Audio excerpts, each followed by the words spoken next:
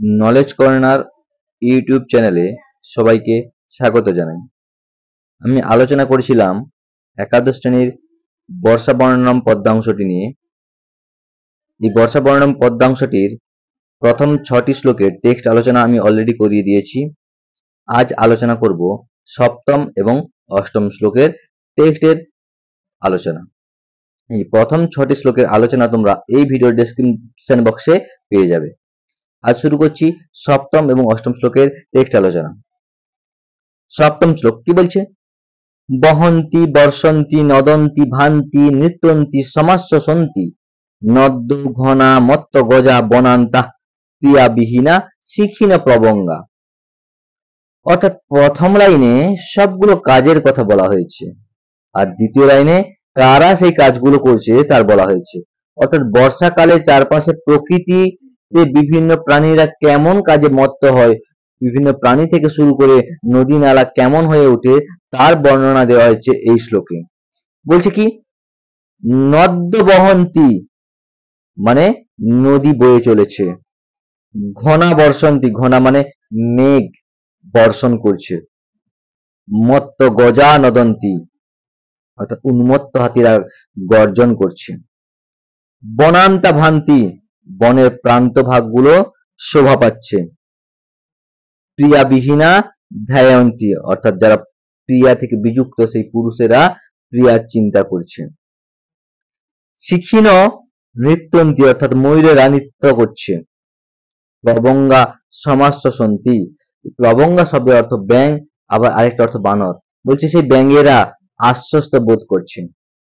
তাহলে কি হলো সপ্তম শ্লোকে?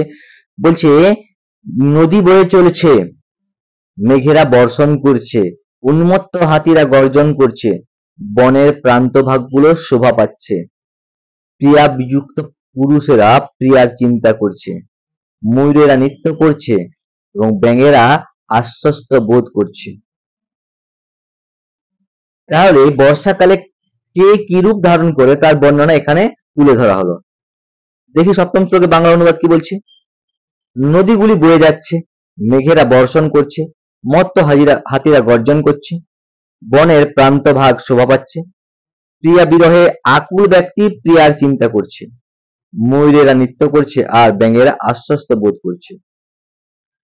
সপ্তম শ্লোকে যে প্রয়োজনীয় শব্দার্থগুলো রয়েছে, বহন্তি মানে বয়ে যাচ্ছে, বর্ষন্তি বর্ষণ করছে, নদন্তি গর্জন করছে, ভান্তি শোভা পাচ্ছে, ধ্যায়ন্তী চিন্তা করছে, নৃত্যন্তী নৃত্য করছে, সমাস্যসন্তি আশ্বস্ত বোধ করছে, নদ্য অর্থাৎ নদীরা, ঘনা মানে মেঘেরা, মত্ত গজা মত্ত হাতিরা, বনান্তা বনের প্রান্ত ভাগ, প্রিয়াবিহীনা প্রিয়া বিযুক্ত পুরুষেরা, শিখিন ময়ূরেরা, প্লবঙ্গা অর্থাৎ ব্যাঙেরা। সপ্তম শ্লোক থেকে যে প্রয়োজনীয় প্রশ্নগুলো আসতে পারে সেগুলো হচ্ছে কি, বর্ষাকালে মত্ত হাতিরা কি করছে? বর্ষাকালে মত্ত হাতিরা গর্জন করছে। প্রিয়া বিরোহীরা বর্ষাকালে কি করে? প্রিয়া বিরোহীরা বর্ষাকালে প্রিয়ার চিন্তা করে। শিখিন বলতে কাকে বোঝানো হয়েছে? শিখিন বলতে ময়ূরকে বোঝানো হয়েছে। প্লবঙ্গা শব্দটির অর্থ কি? না, প্লবঙ্গা শব্দটির অর্থ ব্যাঙ বা বানর। কি বর্ষণ করছে? মেঘরাশি বর্ষণ করছে। কারা আশ্বস্ত হচ্ছে? ব্যাঙেরা আশ্বস্ত হচ্ছে। কি শোভা পাচ্ছে? বনের প্রান্ত ভাগ শোভা পাচ্ছে। কারা গর্জন করছে? উন্মত্ত হাতিরা গর্জন করছে। আসছি অষ্টম শ্লোকে।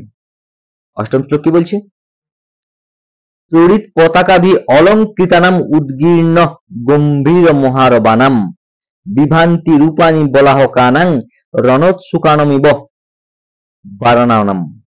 বলছি তড়িৎ পতাকাভি মানে তড়িৎ রূপ পতাকার মতো বা বিদ্যুৎ রূপ পতাকার মতো, অলঙ্কৃতানাম অর্থাৎ শোভিত, বিদ্যুৎ পতাকা দ্বারা শোভিত, উদীর্ণ গম্ভীর মহারবানাম অর্থাৎ উদীর্ণ গম্ভীর মানে প্রচন্ড এবং গম্ভীর, মহারবানা মানে শব্দকারী, বিভান্তি শোভা পাচ্ছে রূপানি রূপকার, বলাহকানাং মেঘেদের। কেমন ভাবে? না, রণোৎসুকানমিব বারণানাম অর্থাৎ যুদ্ধে উৎসুক হাতিদের মতো। বারণানাম শব্দের অর্থ হাতি, অর্থাৎ যুদ্ধে উৎসুক হাতিরা যেমন শোভা পায় ঠিক সেরকম ভাবে এই মেঘরাশির শোভা পাচ্ছে। কেমন? না, তড়িৎ পতাকাভি অলঙ্কৃতানাম অর্থাৎ বিদ্যুৎ রূপ পতাকা দ্বারা শোভিত, আর উদীর্ণ গম্ভীর মহারাবানাম অর্থাৎ প্রচন্ড গম্ভীর শব্দকারী মেঘ রাশি, রণোৎসুকানমিব বারণানাম অর্থাৎ যুদ্ধে উৎসুক হাতির ন্যায় শোভিত হচ্ছে। তাহলে কি বলছে অষ্টম শ্লোকের বাংলা অনুবাদ, বলছে বিদ্যুৎরূপ পতাকা দ্বারা শোভিত গম্ভীর ও প্রচন্ড শব্দকারী মেঘসমূহের রূপ যেন যুদ্ধে উৎসুক হাতিদের ন্যায় শোভিত হচ্ছে। এখান থেকে যে শব্দার্থগুলো আসতে পারে সেগুলো হচ্ছে কি, তুলিত পতাকা অর্থাৎ বিদ্যুৎরূপ পতাকা দ্বারা অলঙ্কৃতা নাম শোভিত, উদীর্ণ গম্ভীর মহারবানাম মানে প্রচন্ড ও গম্ভীর শব্দকারী, বিভান্তি মানে শোভা পাচ্ছে, রূপানি মানে আকৃতি বা রূপ, বলাহকা নাম মানে মেঘ সমূহের, রণোৎসুকানমিব মানে যুদ্ধ উন্মত্ত, বারণানাম মানে হস্তিদের।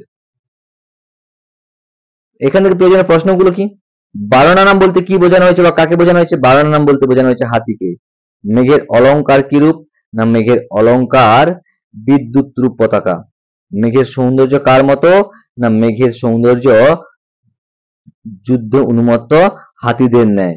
মেঘের সৌন্দর্য যুদ্ধ উন্মত্ত হাতিদের ন্যায়। এই হলো তোমাদের সপ্তম এবং অষ্টম শ্লোকের টেক্সট আলোচনা। আশা করি প্রত্যেকে ভিডিও বুঝতে পেরেছো। ভিডিও বুঝতে পেরে থাকলে লাইক, কমেন্ট এবং শেয়ার করে দিও। চ্যানেলে নতুন হলে সাবস্ক্রাইব করে দিও। পরবর্তী দিন নিয়ে আসছি বর্ষা বর্ণনম পাঠ্যাংশের নবম এবং দশম শ্লোক অর্থাৎ টেক্সট আলোচনার শেষ ভিডিও।